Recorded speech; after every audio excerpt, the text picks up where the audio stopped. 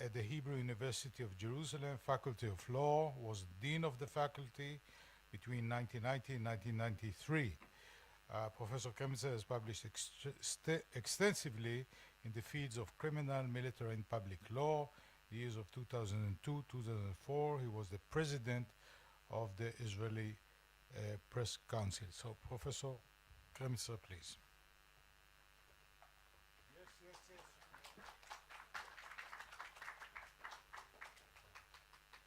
Good afternoon. The questions that we are going to deal with, this is at least what I suggest. The panelists, of course, will do whatever they wish to do. There is free speech, even here. So, the following. Terrorism is a psychological warfare, instilling fear in order to put governments under pressure, and in this way to achieve its aims. The media is an agent through which terrorists are conveying their messages. I think that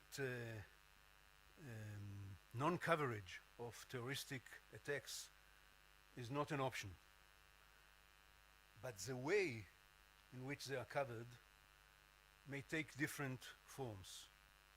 And therefore, there is a real serious question: how should the media behave in this respect? Second question is the media a neutral, objective observer and reporter, or does it have to side with the civilians who are being attacked by terrorists? To what extent should media people exercise self-censorship in order not to endanger civilians and not to help the terrorists? And the third question is, does free speech include the right to incite to terrorism? And of course, it's always advisable to make the distinction between self-regulation and regulation by the state.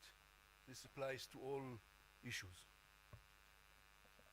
Now, I would like to call upon the panelists to join me here, and I will introduce them.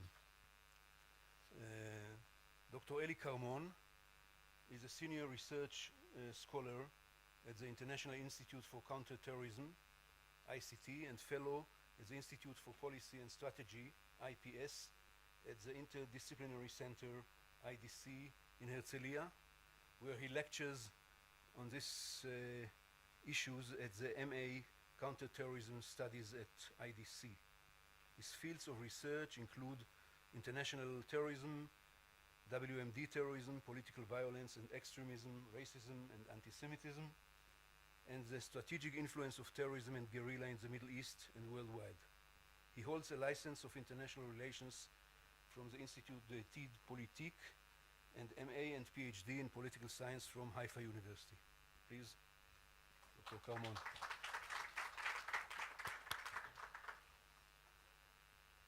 Our next speaker will be Professor Susan N. Herman. Professor Herman is president of the American Civil Liberties after having served on the ACLU National Board of Directors for 20 years, a member of the Executive Committee for 16 years, and as a General Counsel for 10 years. She is now the president of ACLU. She holds a chair as Centennial Professor of Law at Brooklyn Law School, where she teaches courses in constitutional law, criminal procedure, literature, terrorism, and civil liberties. Oxford University Press reissued her book, Taking Liberties, The War on Terror and the Erosion of American Democracy, in paperback in 2014. Please, Professor Herman.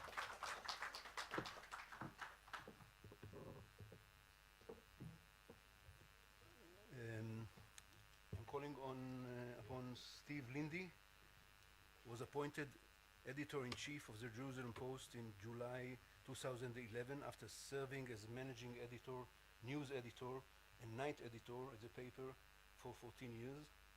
He also served as the director, editor, reporter, and newsreader for Israel Radio's English news over a period of 21 years.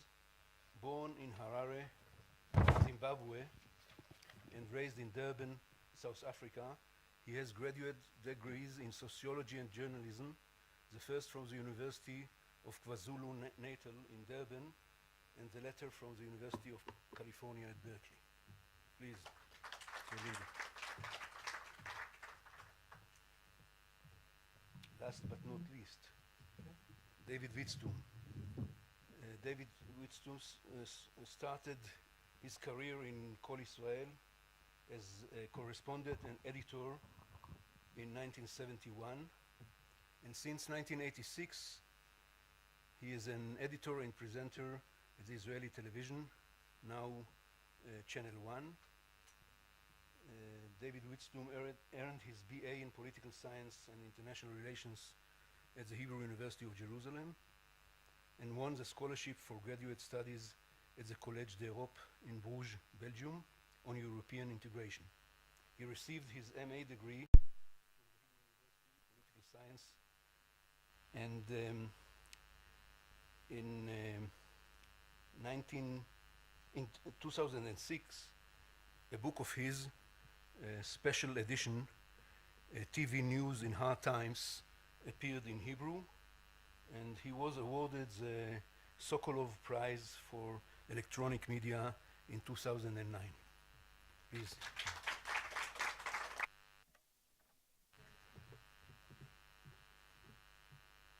The first speaker is Eli Karmon.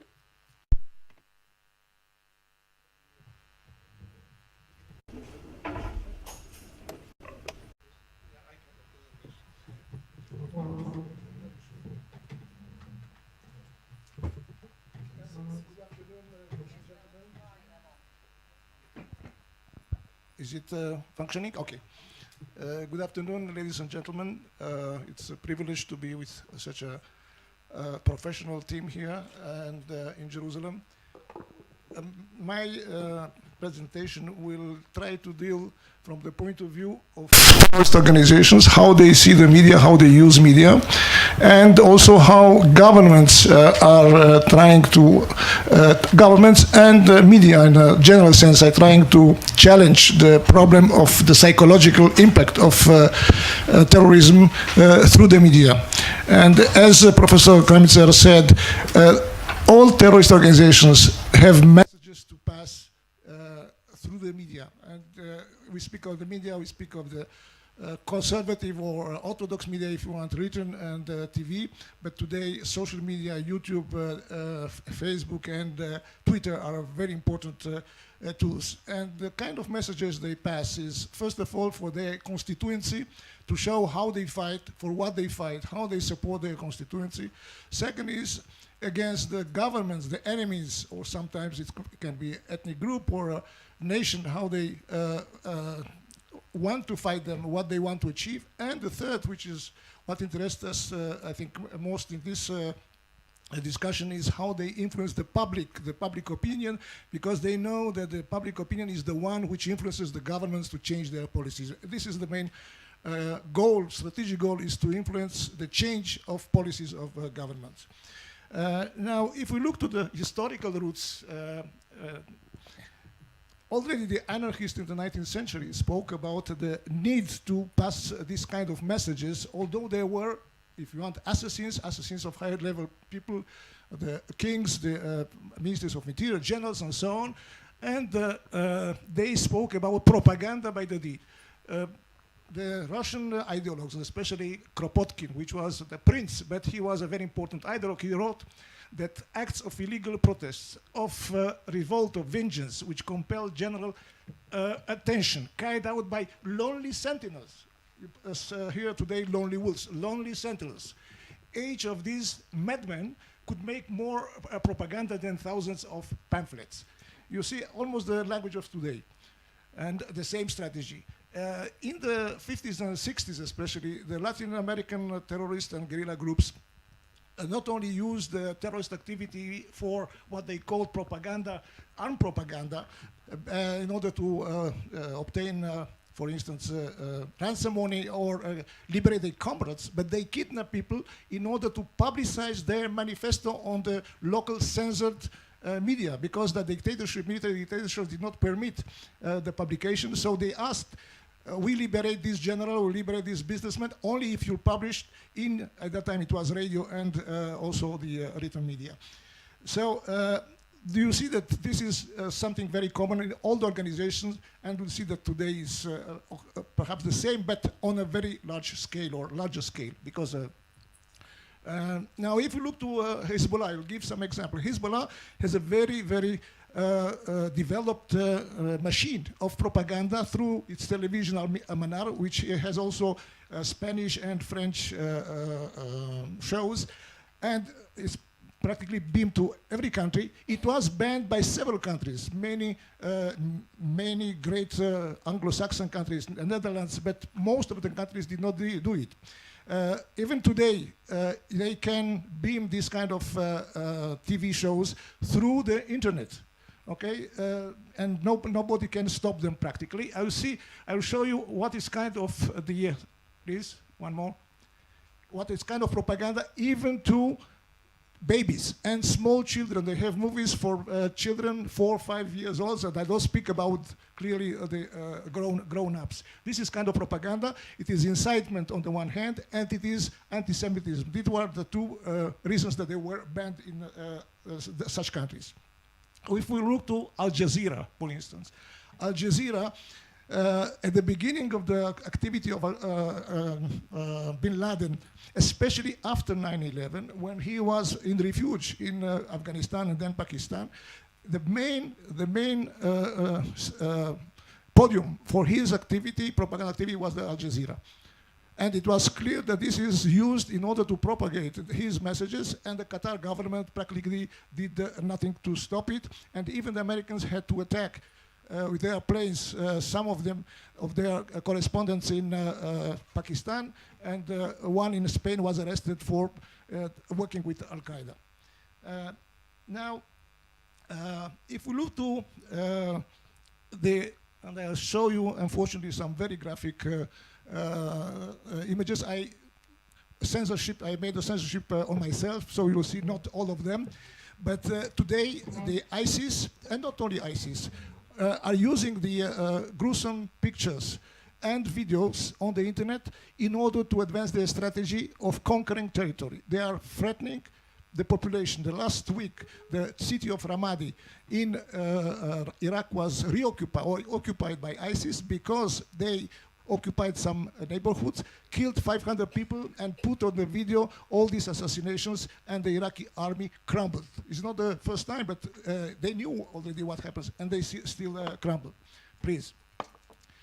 By the way, this is not new, because what we see today in Iraq and Syria, ISIS is actually a kind of heritage of the Saddam Hussein regime. You have here the pictures of the attack, chemical attack in Halabja in Kurdistan in 1988. 5,000 Kurds were killed by the army of Saddam Hussein, and nothing happened, by the way, to Saddam Hussein.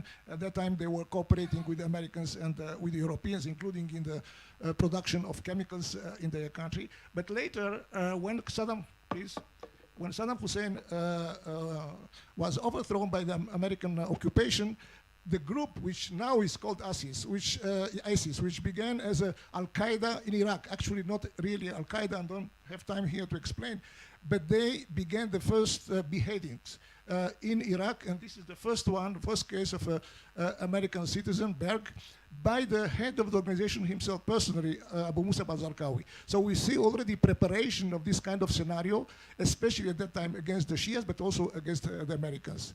Yes, please. And we see now what happens in Iraq and in Syria. You have foreign fighters coming from Australia, from Great Britain, from France. They are practically the ones you see on the screen. They almost don't show Iraqis or Syrians. They prefer to show that the foreign fighters have been so much indoctrinated, and they are example for what can happen in the West if they will continue to expand. Yes, please. In Australia has several 3 or 4 families with their children, small children, which are there, and the children are embedded in this kind of activities and used for propaganda all over the world. Yes, please. You see the famous action against the Jordanian pilot, which provoked a crisis, like the crisis of the first beheadings. The ideologues and the strategies of Al-Qaeda, or Orthodox Al-Qaeda, in Jordan were liberated by the Jordanian regime, and they attacked ISIS because of this kind of actions and because they didn't succeed in liberating the Jordanian pilot. Yes, please. Now, this is one of the few that I show you, but please continue. This is the censored one? No, it's not the censored. They are worse than this. Really, believe me, worse than this. But I'll show you now two, and the second one. Where is it? Who knows from where are these pictures? From Mexico. These are the cartels. I can tell you that in Mexico there are more beheadings than in all of the Middle East. But you don't see them on TV. You don't see them on American TV, although they are on the border of the United States. So they influence the Mexican authorities and the Mexican population, but not outside. In some Central American countries like Salvador and Honduras, you see it also. But you understand that the media has an important role for ISIS and Jabhat al-Nusra, at the difference of the cartels, which use it only for internal consumption, if you want. Yes, please. And now, how governments fight this kind of the propaganda. You see, for the first time, almost a year ago, Saudi Arabia decided to fight extremism and radicalization. They were responsible for decades for this kind of radicalization through the money they gave through the foundations and the mosques. And now they are attacked by ISIS and by other organizations. So they began to attack this organization on the propaganda level. And they, for instance, don't permit the imams to preach for ISIS. They don't permit funding of ISIS. They don't permit fighters to leave Saudi Arabia for Iraq. There are already 2,500 Saudis in Iraq. Yes, please. And I'll show you why it happened. Because 2 months before they decided to attack ISIS and Jabhat al-Nusra and to fight with more moderate Islamists with the Free Syrian Army, it was because this coalition in September 2013, after the American and Russian agreement succeeded in dismantling, partially only, the chemical infrastructure of the Assad regime, they understood here the opposition. They were betrayed by the United States, betrayed by the Europeans, so they decided to unite. At this moment, the Saudis understood that this is a direct threat to their own interest, because here you have on the left the black flags is Jabhat al-Nusra and ISIS part of this coalition. Yes, please. Now, the United States has a concept, and perhaps you'll hear from Professor Herman, which is called the CVE, Countering Violent Extremism. You don't hear about Islamism, radical Islamism. It's forbidden almost to be used by the officials in the United States, including in the Pentagon and in the intelligence services and the FBI. It's a very complex issue today in the United States. So they speak about this kind of fight against extremism, and I'll give you an evaluation before the last meeting of President Obama, which I think 3 months ago, in order to advance this concept. In 2012, the American think tank wrote that the US enterprise, however, lacks a clear definition. It's based on flawed assumptions about what works, and its proponents have yet to question whether CVE is worth doing in the first place. By the way, they imitated the UK, the United Kingdom strategy, which failed. And Cameron's government changed also its strategy, and I don't enter now in the discussion about it, but I want to show how the French dealt now with this issue after the Charlie Hebdo attacks. They put on a website this kind of, you see, the jihadist threat, explaining to the population and to Muslim communities how to identify the various phases of radicalization of Muslims in their community and to expose them to the authorities. And they are not shy to speak about jihadism and radical Islamism. Yes, please. Now, this is the last picture I have, and this is a picture that I, together with a colleague, journalist and researcher called Jonathan Spire put on the, through an article on the internet. Here it's a chemical attack by ISIS on Kurdish population in northern Syria, Kobani region, already almost 1 year ago. We received this from Kurdish elements, and we analyzed it here in Israel, and we arrived at the conclusion that this is chemical attack. Now, the problem was, do we want to put this kind of pictures? Because we have worse pictures than this one that I present you, okay? So, but because we want to fight them, we want to expose the ISIS as a criminal organization using chemical attacks, we decided to publish journalists, or if you want, serious academic article, and giving this picture as examples and as proof. And here is one of the problems that we'll have, and I would like to speak very shortly about the recommendations that I think that we should discuss. I think that censorship by administrative or governmental rules is not effective, is not good. Only in very rare cases, I think that it's preferable auto-censorship based on an agreed contract between the media and the government and the population, the public. We had this kind of experience, and I don't have time to speak about it, in 1997, after the wave of suicide attacks in Israel, where dozens of people were killed. We spoke with the media in a seminar, all the Israeli media at that time, and tried to convince them, and the most convinced were the Channel 2, by the way, to change their strategy of how presenting the suicide bombings. But I think that this this kind of contract is needed today. I think that the juridical and practical problem of controlling the internet are still very, very difficult. We see, for instance, that although Twitter decided to cancel the 45,000 Twitter accounts of ISIS only, they succeeded only in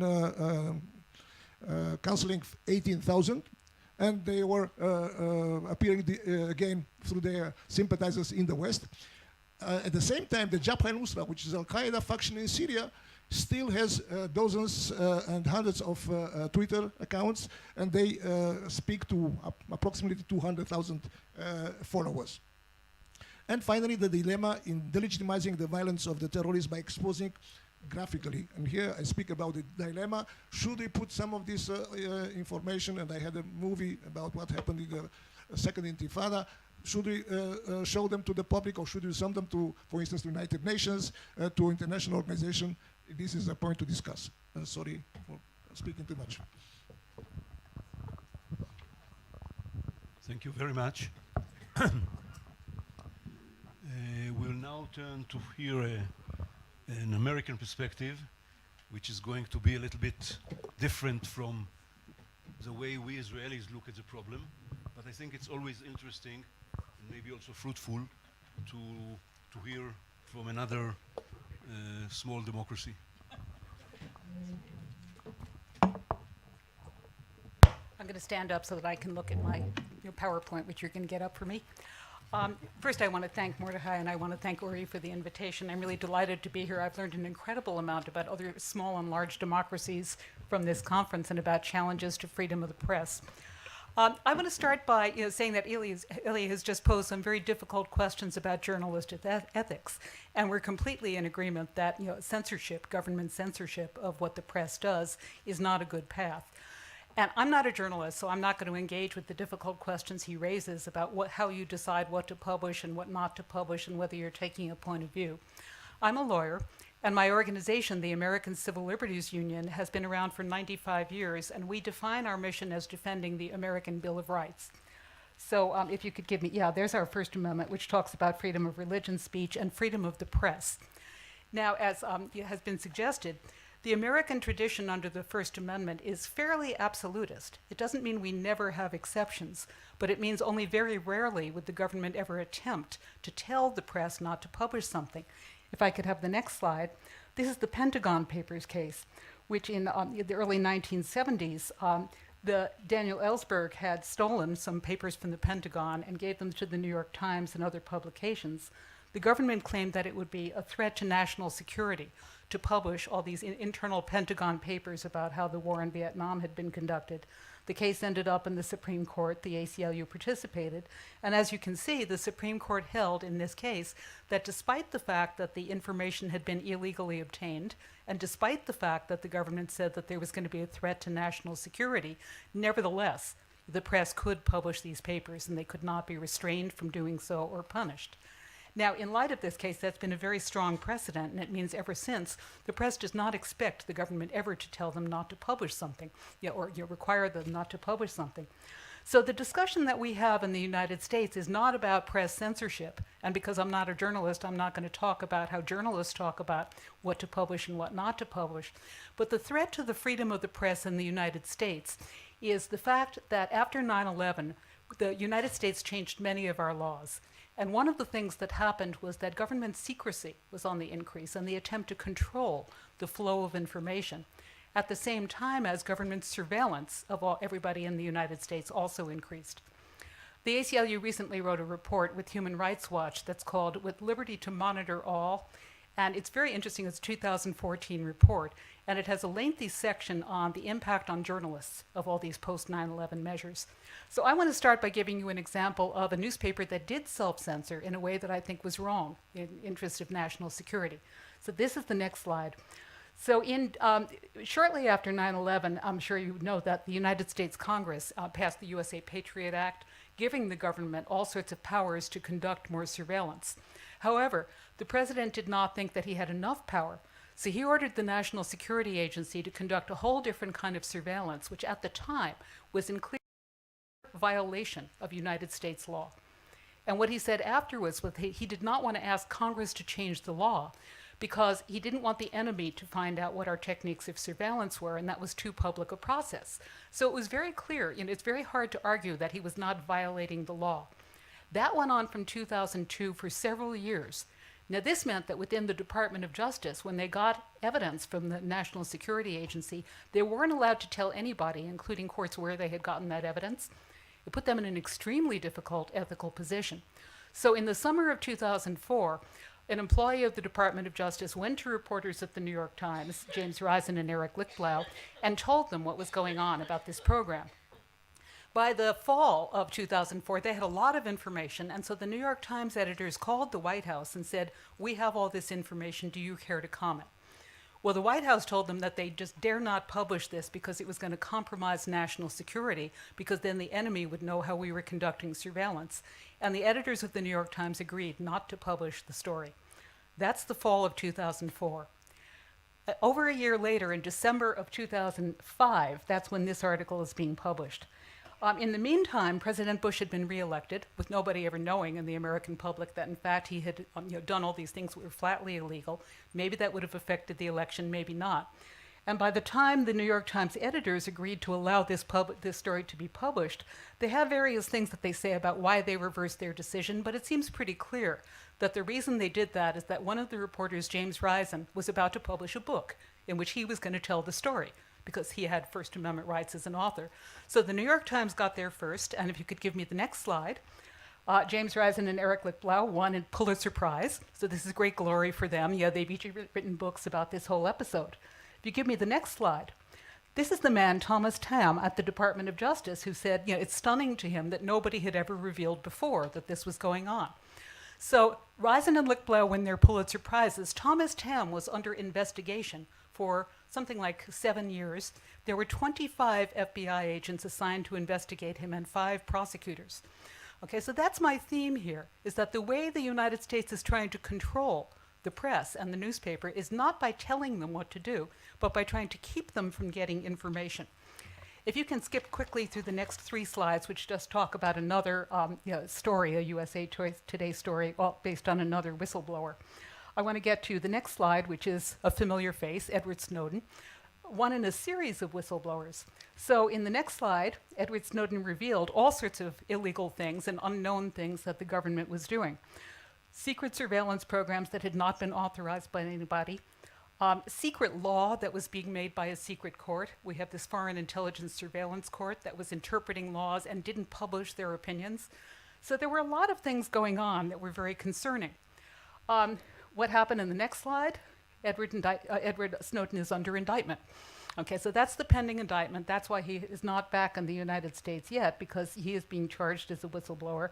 I'm sure that they've heard, he's being charged under the Espionage Act, which is the heaviest act that could be invoked. And I'm sure you hear the question all the time, is he a hero or is he a traitor? Well, I want to now turn to the next slide, because this gets to the ACLU's role in all of this, because we have been fighting this level of secrecy as well as the level of surveillance ever since 9/11, because we just think that both phenomena are very harmful. So one of the first documents that Snowden released was a report that Verizon, the telephone company, had been required to turn over records about all of the telephone records of all of their customers for a period of several months. Now, the ACLU was concerned about this because we were a client of Verizon Business Services. And if you think about who calls the ACLU, you may not know this, but we get calls from people who are afraid that their rights are being violated. From government employees who might want to become whistleblowers, from high school students who think their principals are oppressing them, from police officers who feel that they've had unfair disciplinary hearings. And if those people knew that in the government data banks were records that they had called the ACLU on day one and spoke for 5 minutes, and the next day the ACLU number called them back for an hour, you can figure out what's going on. And the question is, will those people still call the ACLU? So we've been very concerned about the chilling effect of all of this. And what I want to show you in the next slide is that we won the case several weeks ago, just this May. The first federal Court of Appeals to rule on this secret surveillance program ruled that it in fact was not authorized by the statute. So if you've been following the American news at all, that particular provision of law expires in less than a week. So Congress is working around the clock to try to figure out what to do. And in light of this decision, that the current law, which some of the senators would just like to keep going, does not even authorize what the government has been doing, a lot of the Congress is talking about whether or not to reform what's happening.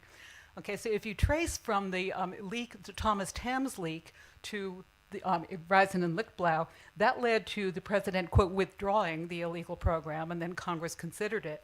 If you trace what the press has done here with the Snowden documents, when it was brought to light what was actually happening and our lawsuit, once again, there's going to be a tremendous change in the law. I think it's probably not going to be enough reform, but I think that the role of the press here has been very much to persuade the American people that there are things going on behind the curtain that we need to know about. So the press has been a critical safety valve. Now, if you give me the next slide, this is another example of a government whistleblower who was also charged under the Espionage Act. He's the one who told ABC News about the fact that CIA agents were waterboarding suspects in the war on terror. John Kiriakou, as you see, there's fined an inmate. He just spent over 2 years in a federal prison.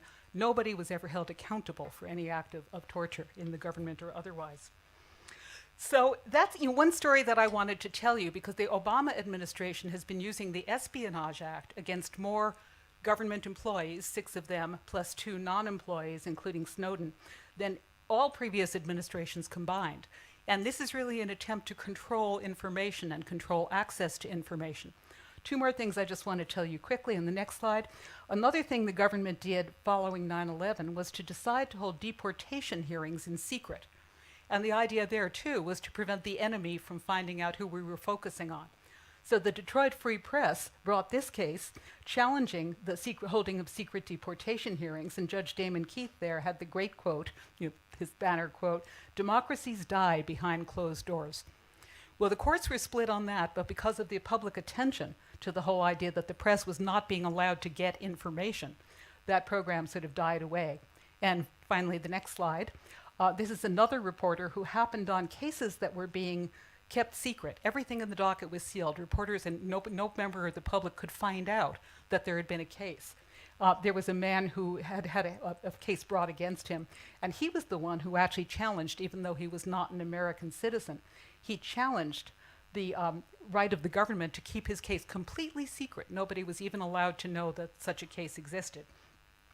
So the last slide that I want to show you is a quote that I really like, because I think this ties everything together in terms of the press role, the secrecy, the surveillance, and democracy. And it says, for anyone who can't see, "The Patriot Act inverts the constitutional requirement that people's lives be private and the work of government officials be public. It instead crafts a set of conditions in which our inner lives become transparent and the workings of the government become opaque. Either of these outcomes would imperil democracy. Together, they not only injure the country, but also cut off the avenues of repair. Okay, so that is the conversation that's going on in the United States. Is all of the secrecy and surveillance in the name of anti-terrorism benefiting us? And the assumption seems to be that it's all benefits and no costs. Is it possible that if you do all this surveillance and don't tell anyone that what you're doing, that you might catch a terrorist you might not otherwise have caught? It is possible, but it's a real long shot. And in the meantime, I think the costs of all this surveillance are the chilling effect. There was a very interesting study following on the panel this morning by Penn, attempting to quantify the chilling effect. They asked all of their authors and journalists who belong to the organizations whether they've changed what issues they research, what they write about, how they use social media. And surprisingly high percentages of the respondents said either they had changed their behavior or they had seriously thought about it. So that's our concern. The title of our panel has to do, are we fighting terrorism effectively? I think we don't focus enough on effectively, what actually works. So when the Snowden revelations came out, and James Clapper, who's the head of the NSA, was testifying in Congress, he was asked point blank by one of the senators, is the NSA spying on Americans? He said, no. Later he said that was a mistake, that was a misstatement, that wasn't really right. But then he said, well, but it's all been worth it because we prevented 54 incidents of terrorism by having all this wonderful information. Well, he went back to the office and someone said, 54? Where do you get that number from? So they talked it through, and the next press release from the NSA was 1. And that one was debated. It just wasn't clear whether or not they could have gotten the information in some way other than all this mass surveillance. So that's how this issue looks in the United States. That's what we talk about when we talk about the press and terrorism, is really the balance between secrecy and the public knowing what's going on. I can't resist one more fact to tell you. So the other thing that's been part of this are the gag orders. So many of the surveillance statutes require that if you get a demand from the government to turn over information about your internet service clients, or if you're a librarian, about library patrons, you are not allowed ever to tell anybody that you got a request.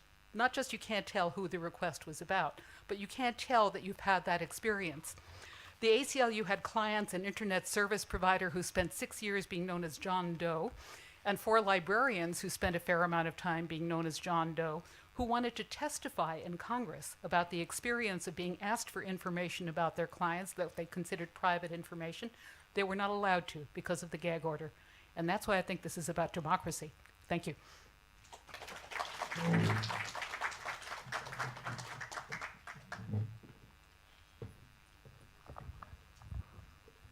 Thank you, Professor Herman, for enriching our topic.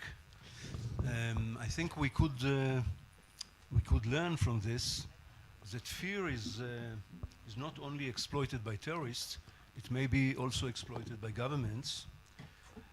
And for those of us, I don't know how many Israelis are here and how many other people who know about Israel, for those of us who think that we heard about the moon, I would like to mention the Bus 300 scandal and the interrogation of the security services that took place before, just in order to say that what we heard did not come from the moon.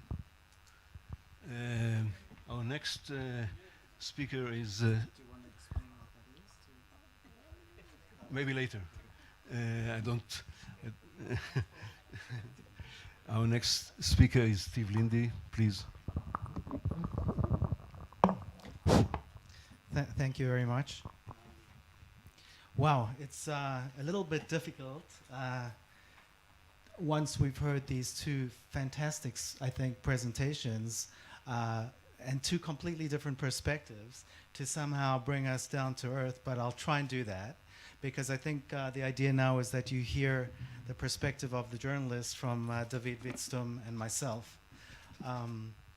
So let me start by telling you a story, and I see in the audience we have Ita and Hirsch Goodman, the founder of the Jerusalem Report and one of its previous editors. So while ISIS captured Stephen Sotlov, who wrote for the Jerusalem Report, I got a call, perhaps you did too, from the family. Sorry? And he was your student. And of course he was an Israeli and Jewish. And we got a call from the family to say, please don't publish the fact that he either is an Israeli or Jewish or wrote for you in the past, because this could put his life in danger. And as an editor of the Jerusalem Post and obviously the Jerusalem Report too, we decided to honor the family's wishes, and we did not say a word about Sotlov's connection to Israel or his Jewishness until, unfortunately, his execution. And when he was executed, the horrible pictures came through on Reuters of him, you will remember, dressed in orange with the black clad person behind him, who I think was American? British, right? And the question then became, do we put that picture on page 1? We're a family newspaper. And we got another appeal from the family to say, please don't put the picture on page 1. And this time we didn't respect the family's wishes and did. I believe that the shocking value of the photograph journalistically justified that decision. Maybe I was wrong. We got hundreds of complaints, dozens of cancellations in subscriptions from people who thought that was an absolutely disgusting thing to do for an Israeli Jewish family newspaper. And it made me think about this whole issue, because I grew up in South Africa and I went to Berkeley, and I got terrible grades for courses in law for journalists. I can't remember what it was called in Berkeley, but in South Africa we had to study more than 100 laws under apartheid that restricted the things that journalists could do. And of course my gut feeling, which I'm sharing with you now, my visceral approach to all this is, of course, we should be absolutist, and of course I would love to support the ACLU in everything it does, and there should be complete freedom of speech. But then my heart comes along and says, but what when human lives are at stake? What about situations where you're risking lives of Israeli soldiers or civilians by reporting certain things, like Israel's war in Gaza last summer, Operation Protective Edge, where we knew the IDF was going in, but we respected the military's request that we not report it until they actually go in, so as not to endanger lives. And then my head comes along and says, well, maybe, as you suggested, Eli, maybe there's some kind of a solution, some kind of contract, I think you used that word, that can be made between the government and the media. Now, in Israel, we have a military censorship. And clearly, I don't like it. I fight them all the time. And the chief censor herself has said to me in the past that they don't like it either. And it's very unfortunate that in 90% of the cases, and we submit almost every story that's security related, and others, by the way, to the censor for approval. It seems to me that in most cases it's not necessary. But in some cases it is. In some cases it is. I mean, for example, if soldiers are killed and their families have not been informed, you don't want to publish their names, and for humanitarian reasons, for I call reasons of the heart. I mean, you don't want those families to hear from the Jerusalem Post, as, by the way, the families of Ehud Goldwasser and Ehud Regev, Ehud Goldwasser and Eldad, right? Yeah, thank you. The two Israeli soldiers who were kidnapped and later killed in Lebanon. We reported on their deaths, not realizing that the censor hadn't approved it. We took a chance. They didn't approve it, but we guessed that by the morning the families would know.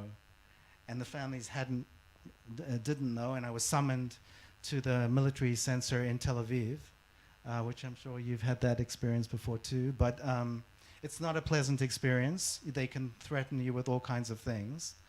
And of course, I felt terrible that the family had to learn from the Jerusalem Post that their sons had been killed. So yes, in certain cases, I believe a case can be made for self-censorship. I don't want Israel censoring us. We are an Israeli Zionist newspaper, and of course we don't want to feed the enemy in times of war. If you know that a missile falls in Sderot in this last war in Gaza, so there's a lot of pressure on you not to say exactly where it fell, because then Hamas will know that it can target, you know, this rocket fell exactly in the middle of Sderot. So now if it sends another 10 rockets while everybody's gathering around this rocket, they can kill many more people. So you're in a dilemma of whether you should report this or not. And as you know, most of the media, especially on social media, go ahead and report it. We try not to. We say, you know, the missile fell in the southern Negev, and don't say the exact spot. But then if you look on the internet, you can tell. And Hamas media, you know, clearly report very, very well. I don't know how they know so quickly where the rockets fell. And the most dangerous place to be in Israel, by the way, after rocket falls is right there, because if they know they've hit a good spot, and if they're aiming for, let's say, Ben Gurion Airport or the nuclear plant in Dimona, we shouldn't say that out loud, then, sorry, according to foreign reports, then you can get into a lot of trouble. So yes, my instinct, my gut tells me, agrees with you. And I understand that in America the issue is, as you say, and I'm shocked to hear actually, that the Obama administration's used the Espionage Act more than any other administration in history. I mean, that is shocking, even though perhaps with the Edward Snowden case and others we shouldn't be so shocked. But there's this illusion of a free press in America, at least here in Israel, because we think we're so restricted. But actually, when you're in Israel, maybe this is your first visit to Israel, Susan, I don't know, maybe tell me if I'm wrong, but really we have a very vibrant media here in Israel. You can pretty much say anything. I'm testing it now without being jailed, but you know, within reason. But we have a vibrant press, and we don't have those concerns. It's true, the government probably does control the media in some ways. I mean, we have Israel Hayom that's owned by Sheldon Adelson and has a clear line of supporting the Netanyahu policy. But, you know, others like Yediot Achronot and Haaretz oppose that, and the Jerusalem Post tries to be balanced, whether it is or not. You know, that's up to you to decide. But so my bottom line before I hand over to my colleague is that I know it's a complex issue, but sometimes when you become a journalist and you're out of journalism school and the course in ethics in journalism by Professor Ben Bagdikian at Berkeley, and you're getting your hands dirty, things are not as black and white as all that. And sometimes I think you have to you do have to censor yourself in the interests of not just your readers, but in the interests of moral and intellectual integrity, as well as in the interests of human lives that may be at stake. Thank you. Thanks a lot. And now our last speaker, David Witzthum. Thank you.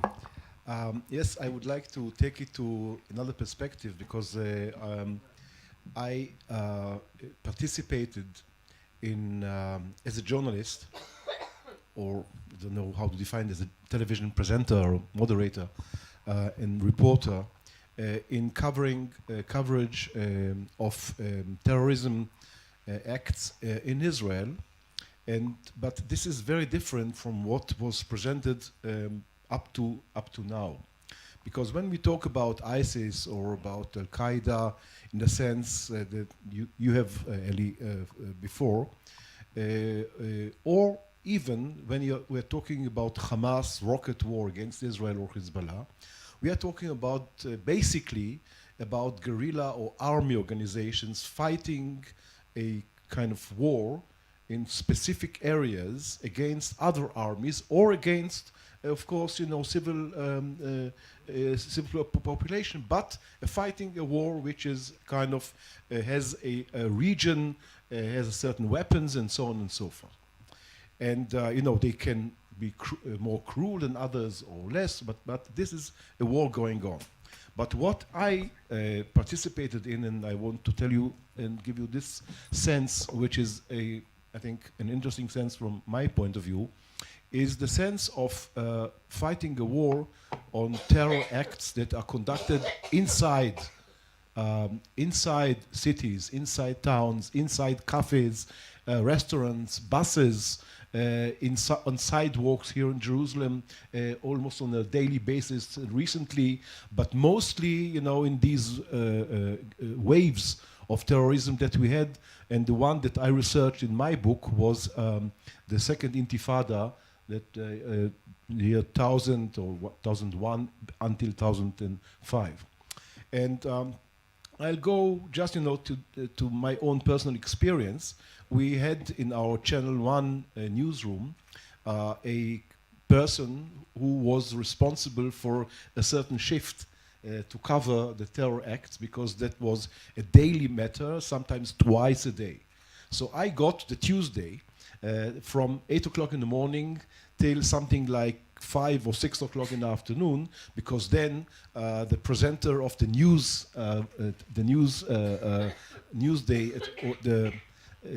news broadcast of the day would be already present.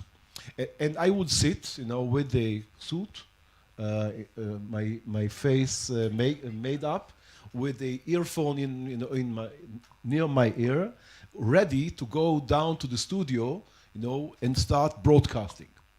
And of course, what happens then is that a telephone or someone calls, bomb attack, Tel Aviv, bus. Okay, go down.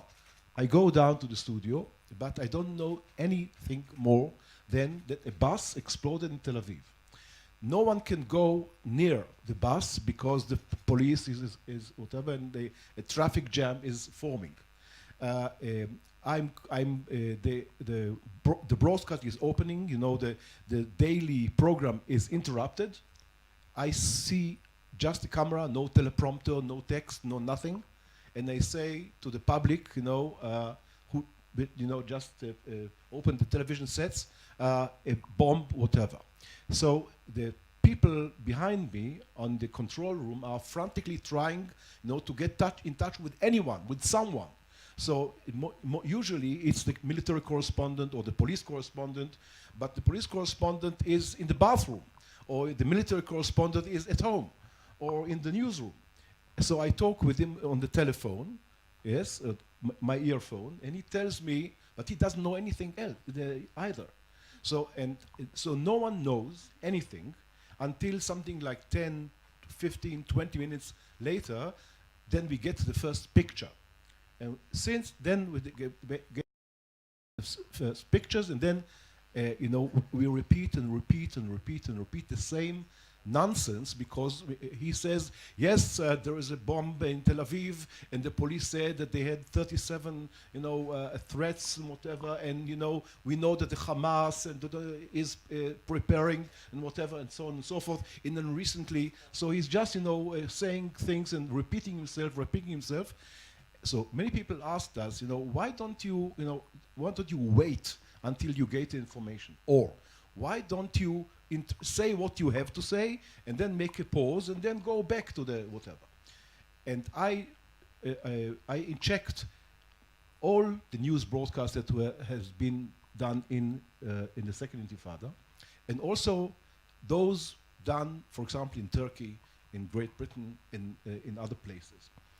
And it seems that only just once the television program was interrupted. Then that was unfortunately a friend of mine, a moderator in the same newsroom, who said, he was very honest, he is very honest, and he said, we don't have any more information, so we'll just, stop the broadcast and come to you when we have more. The producer in the control room almost got a heart attack, yes, and that moderator never ever yes, it presented any, bomb moderator. And of course I asked myself and others and tried to see what happens and why it happens. And I think my conclusions are that we do not function as journalists when we sit there, yes, on the screen facing the audience. Because what happens is that our daily life, our routine, has suffered a severe blow, a severe attack. And the whole kind of consciousness, the whole collective consciousness has suffered a severe blow, and we are functioning much more as kind of priests or rabbis, if you want, or a kind of someone whose role is not to relate the information, because we have much less information than the people at home who have the choice, to look at internet now, to look at other channels, to call friends and so on and so forth. And I cannot even, look at my computer because I have to look at the people and almost no pictures and no nothing else, to cover, yes, if I'm not looking at them.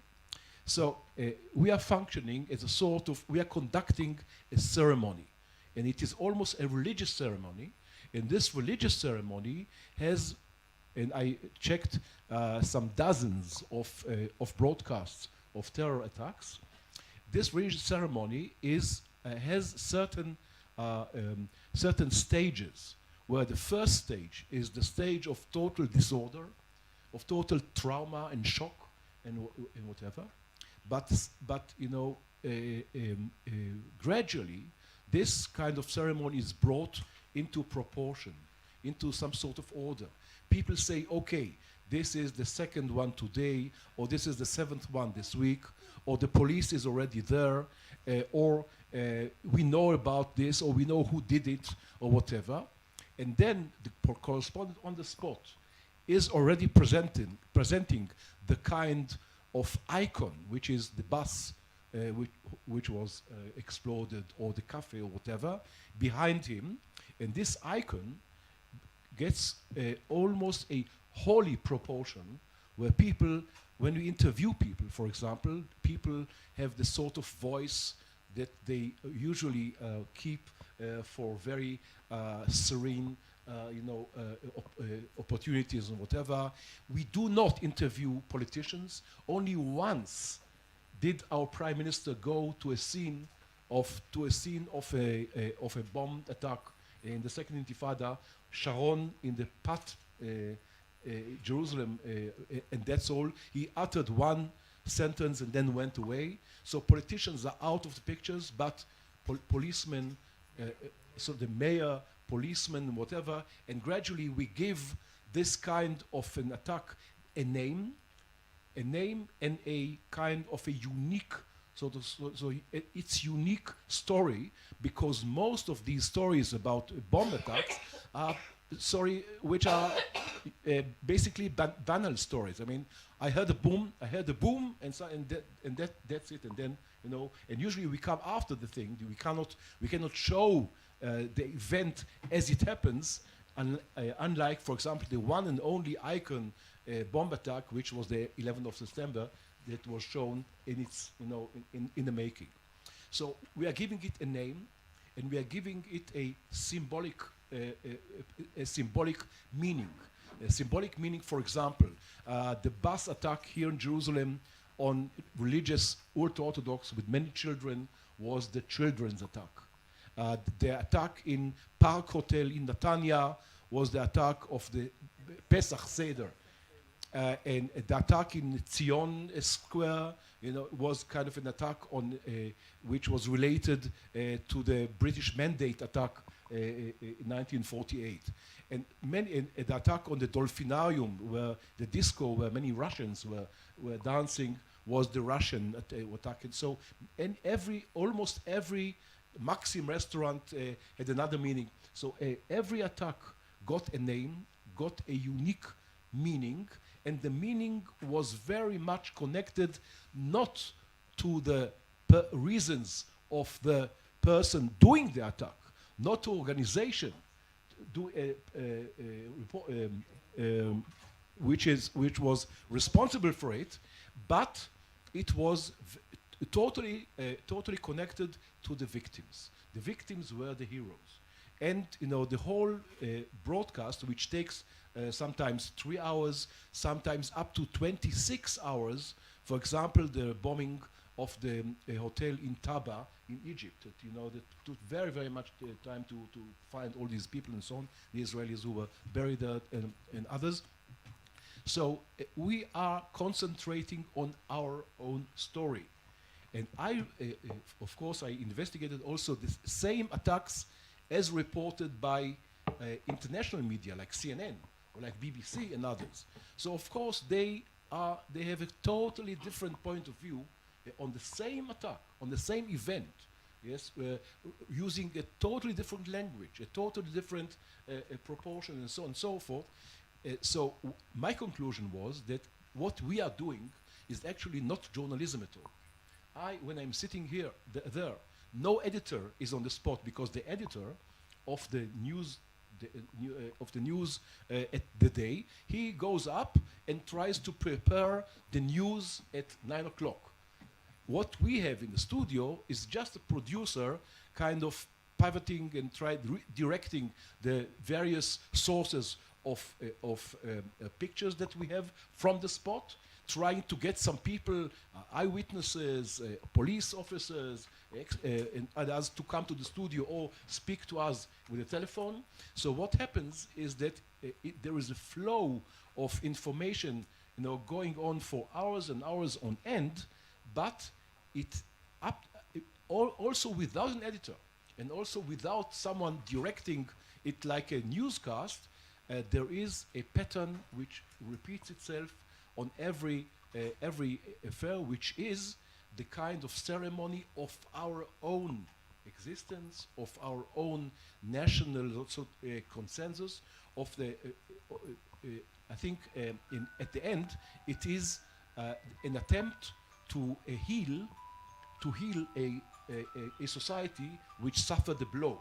So what we are doing is, at the beginning, we are reporting or showing the extent of the big trauma and the big blow, but gradually we turn at the next stages, up to the end, to these people who are trying or assisting to bring the order, to bring back the order and go back to the scheduled programs of the day. So in such a case, we are not functioning at all as journalists, but I think we are functioning as something totally different from being journalists or being the media. The media is becomes an organ of the state, and in sociological research has also shown that the Second Intifada, or the events, the bloody events of Second Intifada, have not weakened Israeli society, but on the contrary, it made it even stronger, because through the disaster of various groups in the society, like the Russians, I said, or like the ultra-Orthodox and whatever, new bonds were created through the suffering between different groups in the society. Thank you, David. I think it's a very good point where all the panelists, if they wish, could comment, react on, first of all, on what David described now, the canonization of suicide bombings, and to what extent it's a healing process, to what extent it's playing into the hands of the terrorists. Whatever you want to comment on each other, you are invited now to do it. 2 minutes each, so that we have enough time for the audience. Please. As I said, in the 90s, after 2 waves of suicide bombings, we understood as specialists, experts on terrorism, that our TV especially, but also big journals, they were working for the terrorists. and I explain why. In some cases, the same pictures that you gave at the beginning appeared for 4, 6, 8 hours. The same pictures. A 2-minute or 3-minute movie video was repeated. So you organized a seminar with all the editors, including the government and the private ones, and ask them to think what can be done. And I'll give you the example of Moti Kirschenbaum, which is very known here. At that time, he was chairman of the Broadcasting Corporation. And we said that this is, in a way, it's kind of looking for rating. And it was. We know that they recognized that this was also looking for rating, channel 1 vis-a-vis channel 2 vis-a-vis channel 10. But he said something very, very strange, because we said this influences the psycho of the public, children and grown-ups and adults. And you cannot simply brainstorm them hours and hours on run with this kind of photo. And he said, no, we don't think that must be censorship. But he said, you know, friends of mine, they called me at home at night and said that their children are suffering from bad dreams because what they saw on TV. So then I asked them to stop showing such kind of very often movies, you see? Because somebody phoned him, he accepted, but not our expert recommendation. And we have a list of what we proposed there as a contract. For instance, taking close-up pictures, not to take. And I had a film that to show how broadcasting from the era about extreme size of panic, because there were panic and history sometimes. Recycling the trauma through repeated and frequent transmissions. And disclosing procedures, operational techniques, and deployment of security forces. I'll give you an example what happened in the Charlie Hebdo attack in Paris in January. For instance, the two brothers that attacked the Charlie Hebdo, they gave interview to a French private TV. At the same time, the other Malian terrorist was keeping some 20 Jewish hostages in the shop, in the kosher shop. And it was clear that they can pass some kind of messages and he can kill the hostages. And still the TV continued to show the interview. So the police had to decide, when they decided to kill and to attack the two attackers in one small city, at the same time to attack the kosher shop, because they understood that if you will see on TV what happens, he will kill the hostages. And this was not prepared, in the sense that they had, instead of 5 hours to prepare, they had only 20 minutes to prepare. So we understand how the TV is working for the terrorists. In the case of the attack in Sydney, it was a deranged man, an Iranian of 55 years. For 16 hours, all the center of Sydney was closed by the police, and all the television, all over the world, no, by the way, not only in Australia, were giving live coverage for hours and hours for a guy which in the end he killed two persons. One was killed by the police, but still it was not necessary to do such a fuss and to incentivize, and ISIS took responsibility post factum about this kind of attack. Thank you. Just a brief comment. I just find it fascinating that we heard two opposite views here. One saying that the media can feed terror and play into the hands of terrorists by reporting in this way, and the other, Dudu's bottom line, which is that the media can also act as an organ of the state, which actually plays into what Susan said earlier. I'll tell you what my big fear is, that the first draft of history, when you first broadcast, when you first tweet something, that's not journalism. So when you get tweets from ISIS or from Channel 1, you can't really tell the difference because it's the first shot. You don't really know what happened yet. It's something happens between that process and the edited version, the responsible edited version by professional journalists, that makes journalism. And my fear is that the next generation, our children and grandchildren's generation, are relying on that first tweet, the first thing they see on Facebook, and they're not reading the proper professionally edited version, responsibly edited version by journalists in the newspaper. And so they're going to have a very warped, distorted version of history. And that's why ISIS becomes so sexy to many people, because your gut reaction sometimes when you read their fantastic, savvy social media is maybe they're right. Assad is a dictator. Assad is using chemical weapons against his people. Why don't we all join ISIS and fight Assad? But there's no journalist that's responsible telling them, no, you're choosing the wrong side here. Whether you're in Australia or in England or whatever, you need to know what the real situation is. And I think that's our responsibility as journalists, not to trumpet for the government and not to feed terror, but to responsibly report on the situation as is. Thank you. Let me say, I completely agree with that, and I think journalism is a very difficult profession because first it's hard to define what it means to be responsible in a particular situation. But what I was saying before, Steve, the American absolutist view is not that the press should publish everything, it's that the government only under very rare circumstances should require them not to publish something. And the whole question, you know, if I were running a newspaper, I certainly would not want to put in my newspaper, you know, that somebody, a soldier has died when their family hasn't found out. So of course there should be discretion, and sometimes self-censorship is the right way to go. So, you know, the American law says, you know, that the standard for forcing the press not to do something is this clear and present danger idea. There has to be imminent danger. So I want to kind of look forward. Is it tonight, Ori, that the Citizen 4 is being screened? Okay, so everybody focus, is it tomorrow? Okay, so tomorrow, so you have to wait a whole day to connect this up. But everybody focuses on Edward Snowden and the fact that he released all of this information. So I want to tell you two things about Edward Snowden. First of all, he gave his information to the Washington Post and the Guardian, and Laura Poitras, a filmmaker. Why didn't he give his information to the New York Times? I just gave you the explanation. Because in the previous incident, the New York Times sat on the story and refused to publish it. That was why.